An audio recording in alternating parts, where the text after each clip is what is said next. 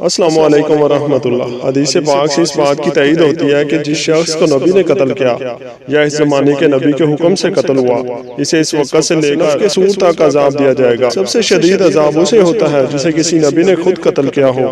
حضرت سعید بن مسیب سے روایت ہے، ابی بن خلف نے جب غزوہ بدر کا فدیہ ادا کیا تو اس نے کہا کہ باخدا میرے پاس ایک گھوڑا ہے، میں اسے 12 مد مکئی کھلاتا ہوں، میں اس پر سوار ہو کر محمد عربی کو شہید کروں گا۔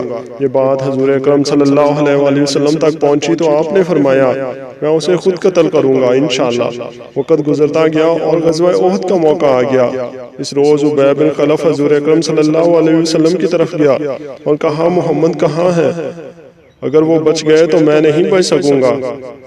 حضرت مصعب بن عمیر اس کے سامنے گئے تو اس نے آپ کو شہید کر دیا۔ صحابہ اکرام اس سے لڑنے کو جانے لگے تو آپ صلی اللہ علیہ وسلم نے فرمایا، راستہ چھوڑ دو۔ حضور اکرم صلی اللہ علیہ وسلم نے اس کی طرف توجہ کی اور فرمایا، کذاب، اب بھاگ کر کہاں جاتا ہے؟ حضور اکرم صلی اللہ علیہ وسلم نے زبیر بن عوام سے نیزہ لے کر اس کی طرف پھینک دیا، جس سے اس کو بغل کے نیچے خراش آئی اور وہ چلا اٹھا۔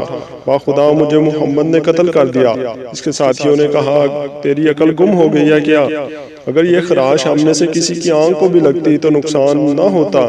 یہ سن کر ابی بن خلف چیخ کر کہنے لگا، مجھے لات و عزی کی قسم، اگر یہ ضرب روئے زمین کے سارے لوگوں کو لگا دی جائے تو سب کے سب مر جاتے۔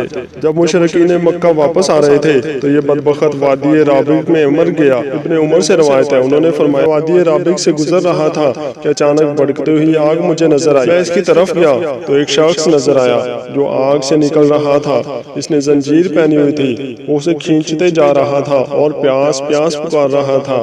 اس نے مجھے آواز دی، عبداللہ مجھے نہیں معلوم اس نے میرا نام جان لیا تھا۔ میں نے اس کی طرف توجہ کی، اس نے مجھے پانی پلانے کے لیے کہا۔